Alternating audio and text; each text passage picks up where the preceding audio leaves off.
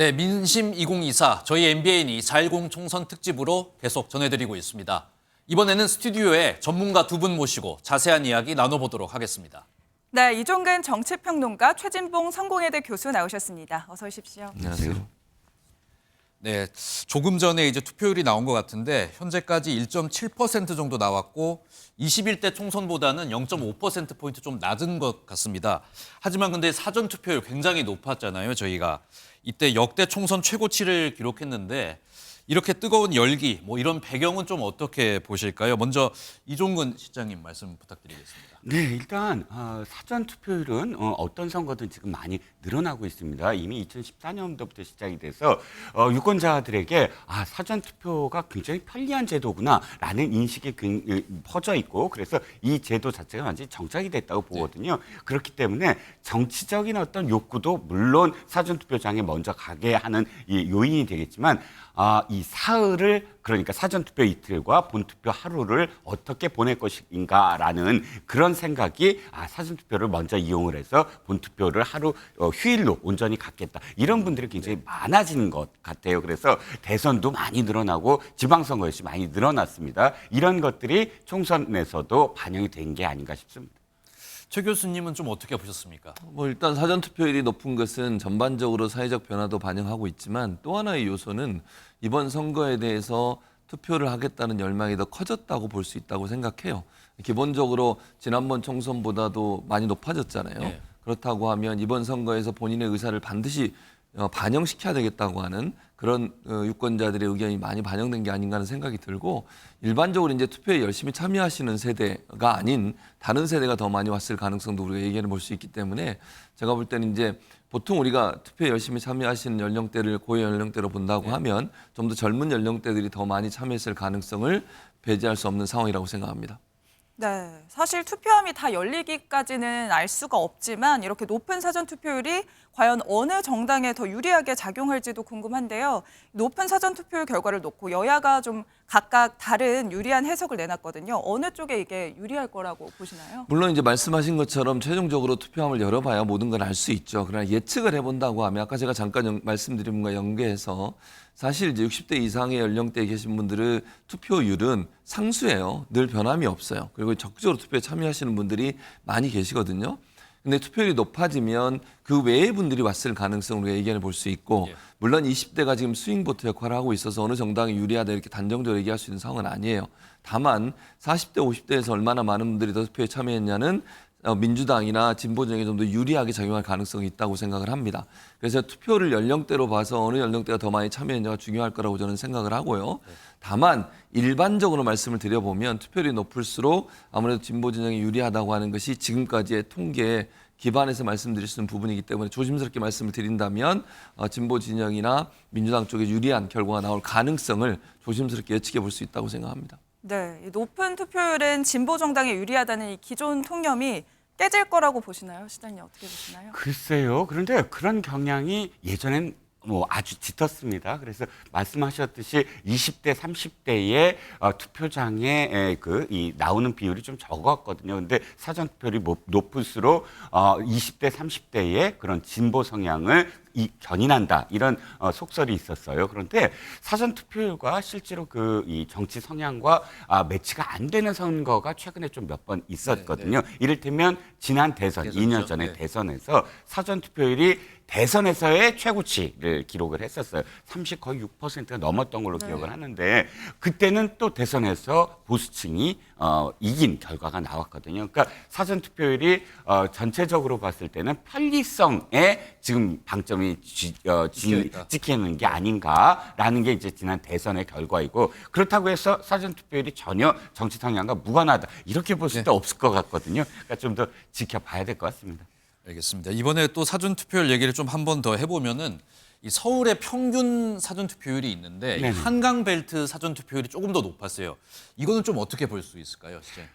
이거 한강 벨트와 낙동강 벨트, 뭐 반도체 벨트 이번에 벨트가 참 많이 회자가 됐잖아요. 특히나 한강 벨트가 굉장히 많이 여론에, 그러니까 언론에 노출이 됐어요. 그리고 실제로 뭐 이재명 대표나 또는 한동훈 비대위원장이 서울 지역을 유세를 할 때 한강 벨트에 간다 이렇게 아예 거의 자주 찾아갔죠. 자주 네. 찾아갔잖아요. 그래서 한강 벨트를 자주 찾아간다라는 제목이 있을 정도로 한강 벨트가 언론에 노출이 됐어요. 그러면 한강 벨트 라인에 있는 유권자들을 봤을 때 우리가 무엇인가 투표를 하면 어떤 결과가 나올 것이다라는 정치적 효능감을 자극할 수가 있거든요. 그래서 한강 벨트가 이렇게 좀 투표율이 높아지지 않았나 싶습니다.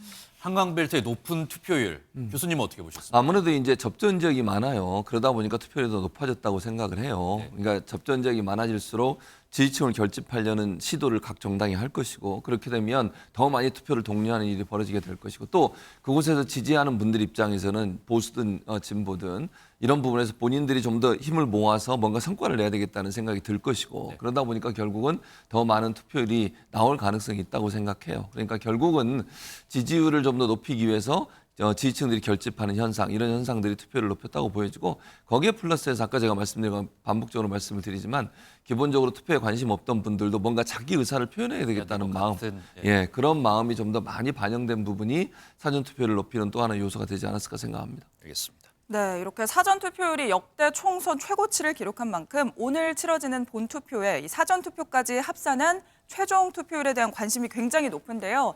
지난 총선 66.2%를 넘어설 거다. 또 70%의 벽을 넘어설 거다. 이런 이야기들 나오고 있는데 먼저 이종우 실장님 어떻게 보시나요? 전체적으로 봤을 때 총선 투표율이 점점 높아지고 있어요. 그 경향은 맞습니다. 18대가 좀 낮았어요. 46%인데 네. 19대 54, 20대 58, 그다음에 21대에 66 하면 전체적으로 평균적으로 보면 4%포인트가 오는 때도 있고 8%포인트가 오는 때도 있어요. 그렇다면 뭐 평균을 한다면 거의 5에서 6% 정도대가 평균적으로 오르고 있다는 뜻이거든요. 그러면 지금 딱 한 4%포인트만 만약에 이번에 더 오른다 그러면 70%포인트대 아닙니까?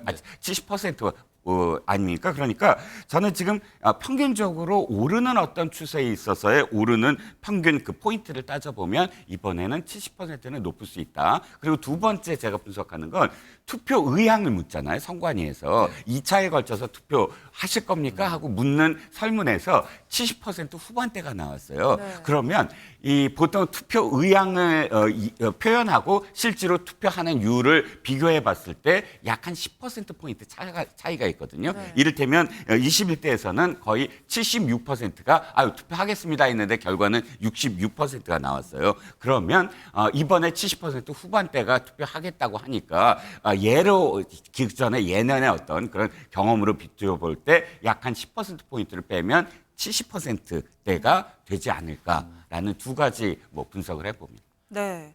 그럼 최진병 교수님 어떻게 전망하시나요? 최종 투표율. 저도 70% 정도를 받을 거라고 생각해요. 네. 그 정도까지는 나올 수 있다고 생각하고 산술적으로 봐도 사실은 사전 투표율이 한 5, 6% 높아졌잖아요, 예전보다. 그걸 그대로 대입해도 70%가 넘어가고요.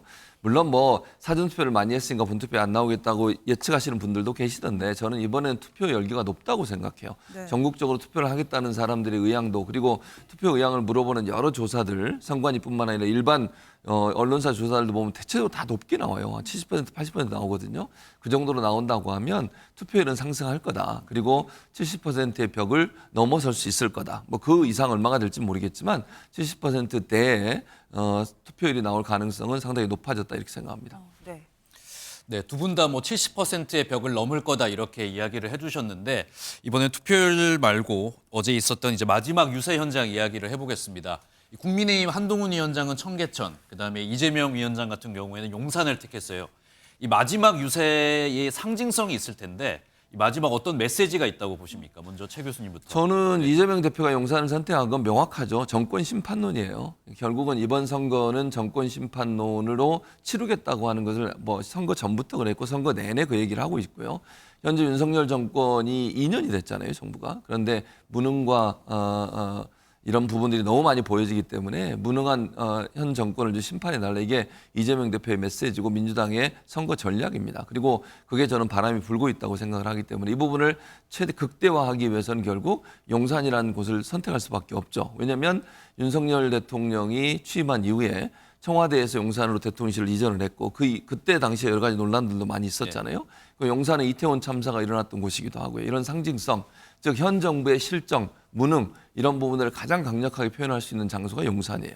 그래서 마지막 유세 현장으로 용산을 선택한 이유는 현 정권의 무능함에 대한 심판에 많은 분들이 좀 동참해달라 이런 메시지를 던지고 싶었던 것 같고요. 한동훈 비대위원장은 이제 청계광장에서 마지막 유세를 했는데 아마 이제 수도권의 중심이라고 보는 것 같고요. 수도권의 바람을 일으키기 위해서는 청계광장에서 수도권 전체의 어떤 결집 현상을 보여주고 싶은 마음 이런 부분들이 청계광장을 마지막 유세지로 선택한 게 아닌가 이런 생각이 듭니다. 알겠습니다. 실장님은 어떻게 보셨습니까? 마지막 메시지 뭐라고 보셨어요? 일단 지금 말씀하신 부분 많이 동의를 하는 부분이 이제 용산 같은 경우 이재명 대표가 수미 쌍관이었어요. 시작을 그렇죠. 용산역에서 시작하고 마무리도 용산에서 했습니다. 그만큼 용산이라는 그런 공간 자체를 유권자들에게 어필하고 싶었다라는 생각이 들고요.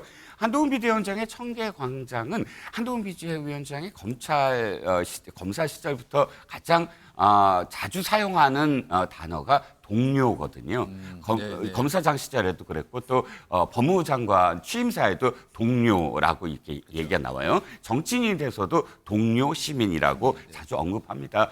그래서 청계천 광장이라는 건 시민들과 함께 이번 선거를 어떠한 마음으로 지금 치러냈다. 그리고 시민들과 함께 나라를 한번 구해보자. 메시지는 그런 메시지입니다. 이유는 그거지요. 2년 동안 지금 입법부가 180명이 넘는 그런 야당이 견제의 어떤 선을 넘어서 너무 심하게 발목을 잡고 있다라는 게 한동훈 위원장의 생각이고 또 실질적으로 봤을 때도 어떤 역대 정부의 그런 그 정부 조직 개편안을 이렇게까지 안 받아들인 적은 없거든요. 그래 한번 해봐라 그러면 이런 어떤 시작의 출발인데 정부 조직 개편안조차도 받아들이지 않는 야당에 대해서 이번에는 그래도 집권 여당에 손을 들어줘서 나머지 3년을 전국을 뜻대로 한번 해보게 해달라라는 어떤 호소를 청계광장에서 한 것으로 보입니다.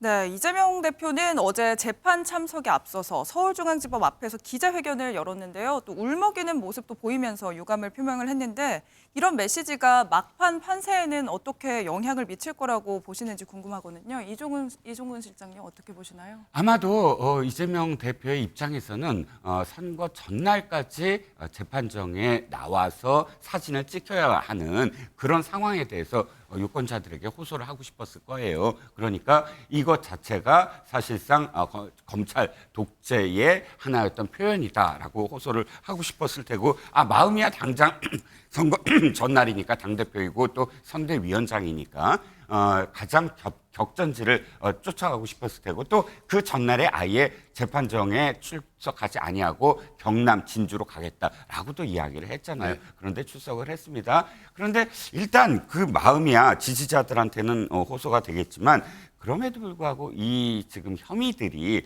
과연 윤석열 정부 때 시작된 어떤 혐의냐 그리고 또 이 혐의들이 윤석열 정부 때 수사를 했느냐 그게 아니라 문재인 정부 때 문재인 정부 시절에 검찰이 시작을 했고 또 그런 어떤 문제가 있는 정치인을 당대표로 뽑았기 때문에 어쩔 수 없이 지금 흐르는 어떤 흐름이기 때문에 글쎄요 국민들이 그 눈물을 어떻게 받아들였을까 오늘 아마 표로 아마 나타날 것 같습니다. 네, 최준봉 교수님 이게 막판 판세에 영향을 줄까요? 어떨까요? 저는 일정 부분 줄 거라고 생각해요. 왜냐하면 야당 대표가 선거 전날 출석을 해서 재판을 받아야 되는 상황. 재판 하루 늦게 한다고 해서 큰 문제가 생기는 것도 아니고요. 실제적으로 총선 관련해서는 이 대장동 재판 말고 다른 재판 관련해 연기가 된 게 많아요. 정진석 후보도 지금 뛰고 있는데 그 후보 같은 경우도 재판이 연기가 됐거든요. 2심 재판 받고 있는데 뿐만 아니라 김건희 여사 주가 조작 관련된 그 재판도 연기가 됐어요. 총선 이후로. 또 이재명 대표의 다른 재판들은 다 연기가 됐어요. 지금 3개인가 재판을 받고 있는데 이 하나만 대장동 재판만 지금 계속 재판을 하고 있습니다. 선거 전날까지 불러가지고 저렇게 선거운동도 못하게 만드는 저런 태도가 과연 맞는 것이냐. 그리고 본인이 여러 번 요청을 했잖아요. 변호인을 통해서 선거 기간이니까 약간 조금 미뤄달라고 얘기했음에도 불구하고 받아들이지 않은 부분은 대단히 유감이고 거기에 대한 울분이라고 저는 생각해요. 야당 대표의 역할을 유권자들이 해달라 지지자들이 해달라 한 얘기는 본인이 못 가니까 여러분이 제발 운동해달라고 요구한 거니까 저걸 보는 지지자들이나 중도 표심들은 상당히 너무한다라는 생각이 들 것이고 그게 선거 판세에 영향을 미칠 거라고 생각합니다. 네. 지금 현재 7시 31분 지나고 있는데요. 이 시간 현재 투표율 상황 어떤지 총선 상황실 연결해서 알아보도록 하겠습니다. 총선 상황실 나와주세요. 네, 총선 상황실입니다. 지난 5일과 6일 사전투표에 이어서 오늘은 본투표 날입니다. 이른 아침부터 투표소로 발걸음하시는 분들 많으실 것 같은데요. 오늘 소중한 한 표 꼭 행사하시길 바라겠습니다. 지금부터는 저희 MBN을 대표하는 공식 캐릭터 무분이와 함께 투표율을 살펴보려고 합니다. 화면으로 만나보시죠. 재미를 파고든다는 특징을 갖고 있는 MBN 공식 캐릭터 무분이와 함께 투표율 투어 떠나봅니다. 먼저 전국 투표율 살펴봅니다. 1.8% 기록하고 있습니다. 지난 총선에선 2.2%를 기록했었네요. 가장 먼저 찾은 곳은 서울입니다. 남산타워가 보이는 서울 지역 이 시각 투표율 1.6% 기록하고 있습니다. 이번에는 부산으로 가보겠습니다. 부산의 이 시각 현재 투표율 1.8% 나타내고 있습니다. 양손에 사과를 들고 있는 무분이가 보이는데요. 대구 지역 살펴봅니다. 이 시각 현재 투표율 1.9%입니다. 한 손엔 비행기를 들고 인천국제공항을 찾았네요. 인천의 이 시각 현재 투표율 1.8%입니다. 광주를 찾았네요. 5.18 민주묘지가 보이는데요. 공손하게 인사를 하고 있는 무분이가 보입니다. 이 시각 투표율 1.4% 기록하고 있습니다. 이번엔 대전으로 가봅니다. 꿈들이로 변신한 대전의 그 무분이 모습인데요. 이 시각 현재 투표율 2.2%입니다. 울산으로 가보겠습니다. 울산의 이 시각 현재 투표율 1.7% 기록하고 있습니다. 세종도서관을 찾은 무분이의 모습이 보이네요. 이 시각 현재 투표율 1.4% 나타내고 있습니다. 경기 지역 투표율 어떤지 무분이가 수원 화성에서 내려다보고 있는데요. 이 시각 투표율 1.9% 보이고 있습니다. 스키 점프대와 풍력 발전이 보이는 강원입니다. 무분이가 투표율을 알려주고 있는데요. 1.8%네요. 충북 지역 살펴보겠습니다. 이 시각 충북 투표율 1.9% 기록하고 있습니다. 꽃지해수욕장을 찾은 무분이의 모습이 보입니다. 이 시각 충남 투표율 2%입니다. 전북으로 가보겠습니다. 이 시각 현재 전북의 투표율은 1.5%를 기록하고 있습니다. 전남으로 가보겠습니다. 이 시각 전남의 투표율 1.5%입니다. 경북으로 가봅니다. 역사가 숨쉬는 경북을 찾은 무분이의 모습이 보이는데요. 이 시각 현재 투표율 2% 기록하고 있습니다. 경남으로 가봅니다. 무분이가 알려주는 투표율, 이 시각 현재 경남 투표율 2.1%입니다. 무분이가 마지막으로 투어를 떠난 곳은 바로 제주네요. 이 시각 현재 2.2%의 투표율 보이고 있습니다. 귀여운 MBN 공식 캐릭터 무분이와 함께 전국 곳곳의 투표율 확인하고 왔습니다. 참고로 아직 사전 투표율은 반영되지 않은 수치인데요. 오후 1시에 합산해서 전해드릴 예정입니다. 아직 투표장을 찾지 않으신 유권자분들이 계시다면 투표장으로 어서 발걸음해 보시기 바라겠습니다. 지금까지 총선 상황실에서 전해드렸습니다. 결정하셨어요? 그럼 투표하셔야죠. 신중하고 현명한 선택. 여러분의 선택이 대한민국의 미래를 만듭니다. 대한민국의 주인은 국민. 그렇다면 투표하셔야죠.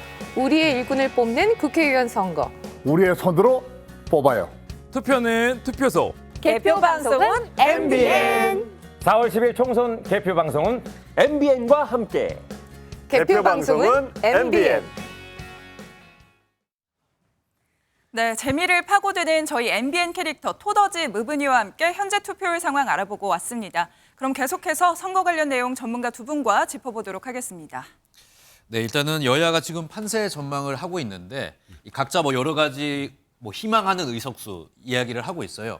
여야가 좀 어떤 의석수 정도 나오면은 어떻게 좀 승리를 했다 이렇게 이야기를 할 수 있을까요? 먼저 국민의힘 쪽부터 한번 여쭤보겠습니다. 국민의힘은 지난 4년 전에 보수 정당 계열 정당이 받을 수 있는 가장 최저치를 받았습니다. 지금 87년 체제 이후에 9차례의 총선에서 국민의힘이 지난 총선 이전에는 가장 최저가 122표였거든요. 네. 그런데 103표를 얻었습니다. 103석을 얻었습니다. 그러니까 가장 최저의 어떤 의석이죠. 그래서 사실상 숫자로 얘기한다면 단순 우위만 되더라도 이를테면 어느 당도 과반이 안 되는 상황에서 몇 석이라도 더 앞선다면 최소한의 어떤 승리라고 할 수가 있겠지만 가장 최대의 바람은 아마도 151석일 겁니다. 왜냐하면 제1당 그러니까 과반이 되는 제1당만이 아니라 과반이 되어야만 국회의장이라든지 상임위라든지 또 여러 가지 어떤 전국 운영의 주도권을 질 수가 있다. 근데 단순 우위만 하더라도 상당히 많은 부분에서 또 이 캐스팅 보트를 쥐고 있는 정당들이 야당과 만약에 손을 잡고 견제를 했을 때 하고 싶으면 못할 가능성이 있거든요. 그러니까 바람은 어쨌든 과반일 테고 최소한 과반이 안 되더라도 단순 우위라도 점했으면 좋겠다는 게 아마 국민의힘의 생각인 것 같습니다. 최 교수님, 민주당 같은 경우에는 기대치가 지금 조금 높은 상황이잖아요. 몇 석이 조금 승리의 어떤 기준이 될까요? 뭐 승리라고 하면 기본적으로 여당보다 많은 의석을 받으면 승리죠. 그러나 이제 민주당이 기대하고 있는 건 151석이에요. 지금 이재명 대표가 늘 얘기하잖아요. 선거 내내 뭐라고 얘기했냐면 151석을 달라. 제1당이 돼서 그리고 과반수 이상의 의석을 확보할 수 있도록 해달라. 그것이 입법부가 행정부를 견제할 수 있는 야당이 주도권을 쥐는 입법부가 행정부를 견제해야만 되는 상황. 이런 상황이 지금의 정권의 상황이기 때문에 그 힘을 달라고 하는 것이 민주당의 주장이기 때문에 제가 볼 때는 151석을 가장 중요한 목표로 삼을 것 같고요. 그럼에도 불구하고 승리라고 하는 것은 여당보다 많이 받으면 승리하는 거죠. 그게 기준이라고 보여지고요. 다만 151석이라는 것이 목표였기 때문에 그 목표를 달성하면 최종적으로 승리했다라고 얘기할 수 있는 기준이 되지 않을까 이렇게 생각을 합니다. 네, 일각에서는 범야권 200석 가능 전망도 일부 나오고 있는데요. 어떻게 보세요? 뭐 그거를 지금 상황에서 얘기하기 좀 어려움이 있는데요. 뭐 전혀 불가능한 숫자는 아니라고 보이지만 그럼에도 불구하고 그거는 모르는 거 아니겠어요? 지금 상황에서는. 그리고 151석을 목표로 잡은 것도 이재명 대표가 그렇게 간절히 요구하는 요소라고 하면 안정적으로 받을 수 있는 게 그 정도 숫자이지 그 이상을 가는 것은 그거는 정말 국민적 선택일 수밖에 없다. 200석이라고 하는 숫자를 받는 건 쉬운 문제가 절대로 아니에요. 그리고 물론 이제 이건 민주당뿐만 아니라 다른 야당과 다 합쳐서 200석 이상을 얘기하는 건데 그거는 사실 여권이나 이런 데서 열심히 뛰고 있는 상황에서 과연 가능할지 하는 부분은 좀 의문이라는 생각이 들고요. 그럼에도 불구하고 그런 희망적 메시지를 통해서 유권자들로 하여금 현 정부의 무능함에 분노한 분들의 투표를 많이 이끌어내는 방법으로 사용할 수는 있다고 생각을 합니다. 그러나 지금 상황에서 200석이 가능하다 이렇게 얘기할 수 있는 상황은 아니라고 보여지고요. 다른 야당들이 얼마나 선전하느냐가 중요할 텐데 지금 보면 조국 혁신단 외에 다른 신생 정당들 같은 경우에는 별로 그렇게 큰 성과를 내는 것이 어려울 걸로 보여지기 때문에 얼마나 조국 혁신당이 힘을 발휘해서 의석을 차지하느냐가 중요할 것 같고요. 그런 부분들은 현재로서는 낙담하기 어려운 부분이다. 좀 두고 봐야 되는 상황이라는 생각이 들고 희망적 메시지의 하나가 아닌가 그렇게 생각합니다. 네. 이종건 실장님 어떻게 보세요? 범야권 200석 가능 전망 어떻게 보시나요? 네, 우리나라에서 보수 지형의 지지자들이 갖고 있는 의석이 제가 볼 때 4년 전에 103석이 가장 최저라고 생각을 해요. 그리고 두 번째는 뭐냐면 보수냐 진보냐의 문제가 아니라 우리 국민들의 어떤 균형감이라는 게 있지 않습니까? 한 정당을 200석으로 몰아줬을 때 전국이 어떻게 될까에 대한 문제. 왜냐하면 계엄부터 시작해서 탄핵소추 뭐 여러 가지의 상황들이 있거든요. 근데 전국을 안정적으로 최소한 서로 균형에 맞게 어떤 배분을 해야 된다라는 국민들의 균형감을 생각을 했을 때 전체적으로 보면 200석을 한 정당에 몰아준 예가 없었다. 헌정사에. 지금까지 우리가 재헌의회부터 따졌을 때 그렇다면 아마도 어느 당이든 200석을 가져갈 수는 없을 거라고 생각이 듭니다.